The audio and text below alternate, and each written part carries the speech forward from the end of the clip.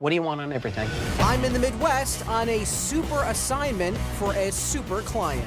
We are the only comic book and superhero museum in the world. This is incredible. I'm gonna have to travel deep into history to get the job done. These are from my great-grandfather's collection. If I can find the right antique, I'll be a hero. How do you even start looking for toys for a museum? But in order to reach greatness, It's the best toy! somebody's gonna have to let go of the past. You're killing me! I'm Jordan Hembrough. For over 25 years, toys have been my life. Found something I want. My mission is to explore the globe. Do you know how much I can get for this? Finding fortunes buried in your toy chest at flea markets, auctions, and mega conventions.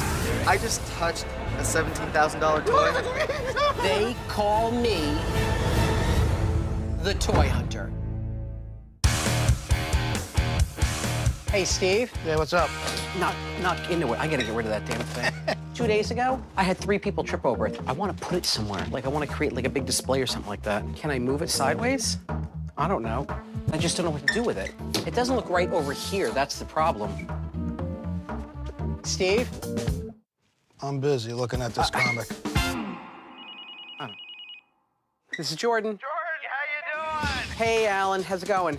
Alan Stewart opened Elkhart, Indiana's Hall of Heroes Museum in 2006. His legendary collection of superhero collectibles lives in a building designed to mirror the Hall of Justice from the 1970s Hanna-Barbera cartoon.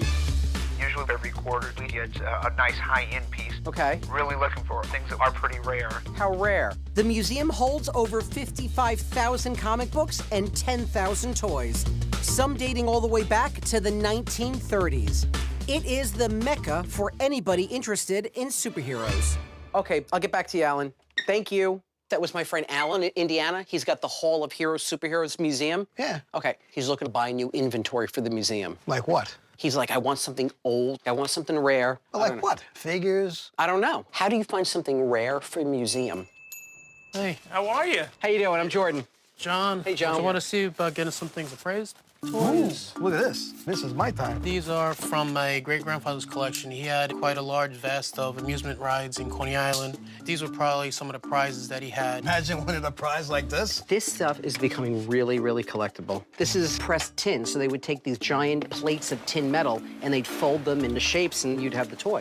It's a real shame these aren't superhero related. I'm sure Alan would just love to get his hands on some tin toys. Oh my God, did you see this in here? Whoa. Now we're talking. Batman. Battery-operated mystery action Batmobile. Wow. Open it up. Now, that's super clean. This is gorgeous. It looks like it's brand new. I'm gonna say this is like late 60s, early 70s. Look at Batman and Robin on here. I know. That's like classic Robin. That's how he was drawn back then. Oh, yeah. Robin first appeared in issue 38 of the Detective Comics series.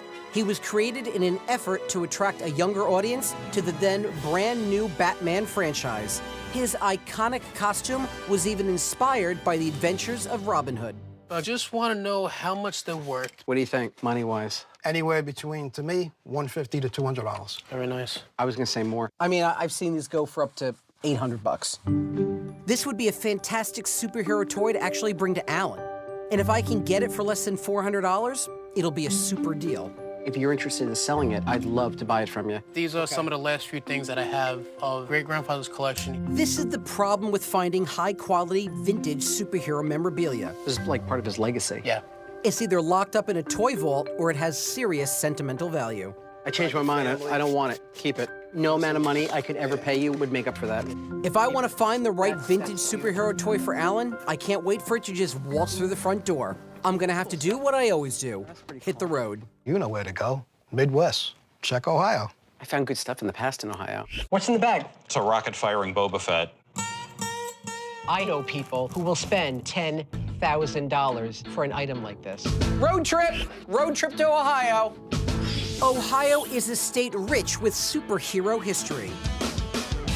Back in the 1930s, Superman was created right here in Cleveland by then teenagers Jerry Siegel and Joe Shuster. I can't imagine a state more fitting to find a vintage superhero toy for the Hall of Heroes Museum. And my first dig is with a father and son duo who allegedly have plenty of powerful collectibles. Hi. I'm Jordan. Hi, Hey, Jordan. how's it How you going, Aaron? doing? Hey, let me grab my dad and I'll come right out for you. Okay. All right, super. It's right over here. My name's Aaron, and my dad's always told me through the years that he had a collection of Masters of the Universe, You go down the scary basement first. but I had no idea that my dad had this much stuff. Just blew my mind. All right, here it is. Oh, wow. My dad collected through the 80s, and I didn't realize until just recently that he had as much stuff as he did. Well, I didn't really start out doing this as a collection. It just kind of ended up going from one figure to another, you know, jets and sleds and dragons, and got to be an obsession to where I just started compulsive buying, I guess. 20 years ago, you were a grown man. I mean, Yeah. you were like grown man watching He-Man. Well, there's nothing wrong with that. I like That's what I tell everybody. There's nothing wrong with that. Masters of the Universe is way too new for the Hall of Heroes. But I can't turn down the opportunity to buy a collection this big. Oh, these sound full. I never played with any of this. I just took them out of the packages and put them into these cases. No. No, you took it out? Yes, because I didn't have the storage space. I just took the backing off, put it inside the cases. If this collection were pristine, we would be talking tens of thousands of dollars. But if everything is in this condition, the value will be severely decreased. This is Twistoid. I'll tell you one thing, I've been doing this a long time. This is only the second one I've ever seen. They're really tough to get. If it was all pristine and you didn't pull it off the card, you could probably go as high as $450. Yeah. I mean, as is, they're cool. It's about 30 bucks, I would say. If everything here is open, it's smarter for me to buy it as a lot. The original He-Man. But I want to be fair to Len and Aaron. So I'm going to dig through to make sure there aren't any holy grails hiding in here somewhere. This is the toy that everybody wants, the Fright Fighter. Why is that? It's Skeletor's main ride, man. Yeah. The Masters of the Universe Fright Fighter came out in 1986, right at the point when Star Wars was dying out for Kenner. And everyone who loved Star Wars was moving over to Mattel. Whoa! Look how cool this thing looks. The wings flap. It's got this cool cockpit right here. It's like a dragonfly on steroids, man. In pristine condition, sealed like this, I could probably give about $400 for it. With that damaged, you're gonna go to a collector and you're gonna say, perfect for display, because what they're gonna do is they're gonna keep it like that. So you can't see it. You can't see it. Right now, you're probably looking at 150 to 200. Even though it's missing the proof of purchase, the Fright Fighter is unopened. So there's still hope that I could find a Motu Holy Grail worth big money in here somewhere. Ski tour. Oh, wow, look at this. He's got like a complete set of these. They're not a meteor. They're not an animal. They're meteorbs. Boom, meteorbs. These may be loose, but they're so fun and interactive that they are sure to excite my customers. Mattel brought these out in like 1985, so this was the height of the Transformer craze. Transformers had the cassettes that were super popular, so Mattel did their own versions. This meteor shower crashes into Eternia and magically brings the world basically the same concept. You pull them out like, oh, there he goes. Yep. I don't know about the rest of you, but I'm kind of glad he's got the patience to do that, because I wouldn't. You know what? I can't do this with Transformers. Even It's with too the much trouble. directions? Who reads the directions? You read the directions? Come on. Yeah, look at that. Oh, my goodness. Oh, that's cool. Look at that. Starship Eternia. This is a tough piece. This was done in 1989 when they reintroduced He-Man in space. The Yes. line really didn't do that well. When I talk to He-Man collectors, they all want Masters of the Universe, not He-Man. However, the exception is this, Starship Eternia. Of the later He-Man pieces, this is as good as it gets. In the original vintage Masters of the Universe line, Eternia was the gigantic playset that everyone wanted. I mean, in the box, they go for over $1,000. The Starship Eternia is the big-ass playset for the later He-Man line. When you look at the back here, there were just so many creative things you could do with this ship. You can make separate bases. This is your Deep Space Probe mold, or this is your command base. Do you remember what you paid on it? I think it's still got the tag on it somewhere yep, on here the it back. is. Len paid about 50 bucks back in the 1980s. Today, it could be worth 14 times that amount. Perfect condition. I've seen them go for as high as 700 bucks. I can't spend any more time going piece by piece through this collection. I gotta get back on track with finding something for the Hall of Heroes. I think I've seen what I need to make a fair offer. You've got almost every vehicle, every playset ever done for Master of the Universe, every one done for He-Man, every action figure done. What do you want on everything? Dave and I are in Tiffin, Ohio, looking for rare superheroes to sell to the Hall of Heroes Museum in Elkhart, Indiana. Though no superheroes reside in Len and Aaron's basement, we're about to make a bid on the most complete Masters of the Universe collection I've ever seen in a private home. They may be loose and missing proof of purchases, but they can still pull in a chunk of change. I'm holding a number in my hand. I'm trying to help my dad out by selling this collection for him. He's trying to retire. I'm trying to get him some money so he can enjoy it. I like two hands better than one. Well, I could do two hands. 8,000. I was thinking more like 5. Could we do 6.5 fingers? I can do $6,250, all in one shot. You like that? It's cash in hand. No payment plans, no layaway. I'll go for it. I agree. It's a big Masters collection. Thank you. Thanks. Enjoy your vacation, huh? All right. I'm walking away from Len and Aaron's basement of memories with a nearly complete set of Masters of the Universe figures, play sets, and accessories for $6,250. And when it's all said and done, the collection could sell for 10,000 big ones. I'm just glad it all fit in here. If anything else, call me. Yeah. This was an incredible find, but I came out to Ohio to dig up something for the Hall of Heroes, not to shop for He-Man. So Dave and I are heading out to Glendale, a suburb of Cleveland where a superfan named Jamie is allegedly hiding a stash big enough to impress Clark Kent. What's up, buddy? Hey, buddy. How are you? All right. Dave? Hi, Dave. pleasure to meet you. Well, come on in. My name's Jamie. I've been collecting Superman since I was about 4 years old. I got some stuff displayed here. The entire attic is packed. I got stuff in the basement, stuff out in my garage, and I still have a storage unit for the overflow. Look at this place. All this is Superman. Yep. Dude, this is like ceiling to floor. How far does this go back? Goes all the way to the back of the house. It goes all the way back there. Superman was the most realistic out of all the heroes. You know, an outsider. He wasn't a mutant. He wasn't given any powers by accident. How many pieces do you have in your collection? Around 40,000 or so. Are you serious? He could have gone either way. Good guy, bad guy. He could have taken over the world, but instead he helps people. You have so many amazing things. Why are these not like scattered through your house or in displays? Well, or- there's just nowhere to display it all. You know that scene in Indiana Jones where he goes, this should be in a museum? Yeah. This stuff should be in a museum. I mean, the whole reason why I'm here is I'm buying for the Hall of Heroes in Indiana. I've actually been to that museum. You have? Yeah. You know, if it's going to a museum, Yeah. I think I could probably let some stuff go. Okay. We'll have a Jamie wing just for you. We'll say donated by Jamie. I have a feeling that Jamie's got something for the Hall of Heroes in here. Let's just hope he's actually interested in selling. What is it? Hang on. Oh, my Jordan, you gotta see this. Oh, I don't even know how to hold this. It's so fragile. Oh, man. Check this out. This is Madison Limited Superman marionette display from what, 1978, right? 78. It's a cool piece because when you plug it in, all the gears move. It's just a piece of wood that goes back and forth, back and forth. And then the marionette moves. This thing is in wonderful shape. They had 3. They had Batman, Wonder Woman, and Superman. And even has in the back, Mr. Dealer talks about how it's all ready look to at that. go. There you It's go. plug in and ready to roll. Hackensack, New Jersey. Yep. I live near Hackensack. Is this something you think about getting rid of? No, I'm going to keep this. Just as I thought, this is exactly the kind of piece I need to snag for the Hall of Heroes. But finding the right toy is only half the battle. What if I give you $1,000? $1,000 cash right now. Nah, we're going to hang on to that one. You're killing me, man. Don't tell my wife. I'm not gonna tell you. Why, will she make you sell it? All right. What are these? Those are the original model sheets for the Super Friends cartoons back in the 70s. I love that cartoon. I used to watch that Saturday mornings. Holy mackerel. These are like style guides, right? Every animator on the show got a set. They have production notes, make sure the animators would all draw everything identical. Alexander Toth is a comic book industry Hall of Famer and remains one of the most respected American illustrators ever.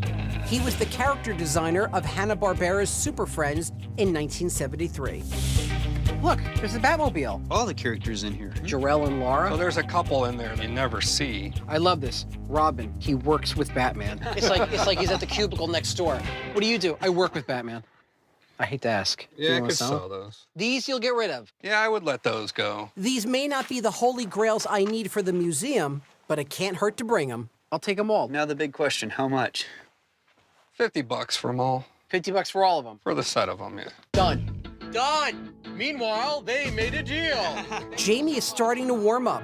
Now is the time to find something for the museum. No, wait, is this what I think this is? Look at this cape superhero that's not Superman. Wow. Please tell me this is something you would consider letting go of. Yeah, I'd let that one go. Yeah. This is Captain Marvel from 1946. R.W. Kirk. R.W. Kirk, yeah. This is in wonderful shape, too. Plastic was the newest thing on the market when this came out. That was their big selling point. Could you imagine that? That's pretty cool, man. It was all molded in realistic colors. The bottom and the base was in the sand color, and they went back and they painted over the top. Doesn't he look like he's a Spanish bullfighter? That's Matador. There you go. Captain Marvel was created in 1939 by artist C.C. Beck and writer Bill Parker, 6 years after Superman. Believe it or not, he was the most popular superhero of the 1940s. Captain Marvel not only sold more comic books than Superman, but he also hit the silver screen before the Man of Steel. I think in reality it's a ripoff of Superman, basically. Are you serious? Why? Look at it. He's got the same powers. He's got a similar logo on his suit. chest. He flies. He's got speed, boots, yellow belt. This is exactly the kind of toy the Hall of Heroes might be looking for, but I really don't want to spend any more than $1,200 on it. About $900 with the box. I'm in Glenville, Cleveland, the Ohio birthtown of Superman, where Dave and I are in Jamie's attic, desperately hunting for rare finds to bring to the Hall of Heroes Superhero Museum. Jamie's been pretty reluctant to sell, but I am out of options. I need to buy this Captain Marvel figure from him, and fast. About $900 with the box. How about we call it an even $1,000? Oh my God. I think it's worth it in that shape. They better like this. I'll do $1,000. Okay. Thank you. All right. Shazam, you got it for $1,000. How's that? Jamie had the goods and had the goodwill to give me some deals. I got 45 pages from Alex Toth's Super Friends Style Guide for $50. Hopefully the museum will have some interest in them at $100. We also scooped up a Super Friends floor puzzle for $20, which the museum could put together for $35. The real find was the Captain Marvel plastic figure with one of the most beautifully preserved boxes I've ever seen, which we got for a cool $1,000. If the museum likes it, I'll ask $1,800 for it to fly into their collection. The moment of reckoning has arrived.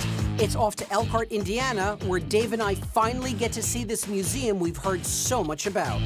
This is a potentially big climb for me, so I hope I have the powerful stuff Alan needs. Alan! Jordan! Hey! What's up, man? My name's Alan, and I actually have the Hall of Justice in my backyard. It is the Hall of Heroes Superhero Museum. We are the only comic book and superhero museum in the world. We feature over 55,000 comic books, 10,000 toys, and over 100 pieces of art, animation cells, and original comic book pages. This section is actually one of my favorites, though, because it's all airbrushed to look like the set of the Batcave. And you got Bat. Have the Bat pole. Do you slide down that? I do. Oh, I gotta let go. You're holding on too tight. Here he comes. This just came in last week. This is the first ever superhero toy. It's the 1939 Ideal Superman doll. Very few of these still exist. Very The colors, I mean, for $39, the colors are still good. The joints are still solid. Wow. Beautiful piece. I know the articulation and stuff on it's really good It's real for, I mean, nice, for that era. Yeah. First ever superhero toy right You got there. it? You got it. I got it. All right. Please tell me you got it. Man, I might be understocked for Alan. If I could send out my bat signal for help, I would. You want to see what I got you? I do want to see what you got me. With my illustrious assistant, Dave. These were copies of the model prints for the animation cells for Super Friends.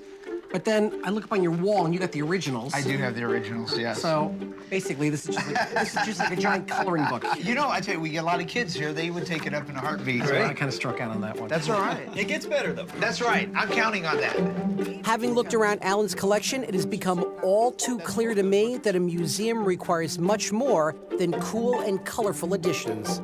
I'm afraid my stash is coming up woefully short, and I don't think Alan is impressed at all. Is that something kind of maybe? for the museum? Maybe. He's not so sure about that. Oh, I'm striking out again. It's cool, trust me. The third time's either a charm Last shot. Last shot. or a strikeout altogether.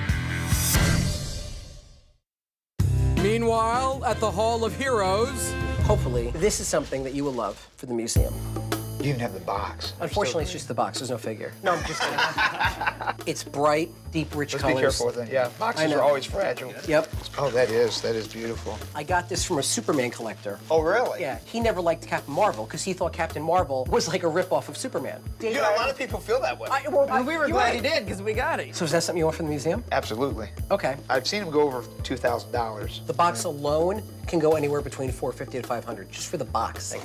For the museum, because I know it's not going anywhere. Exactly. Preservation is our big thing, so it's going to be preserved here, absolutely. What do you think about $1,500? Are we still looking? Feel free to say Shazam at any time. I've been looking for it for a long time. Right. And you know it's tough. Yeah.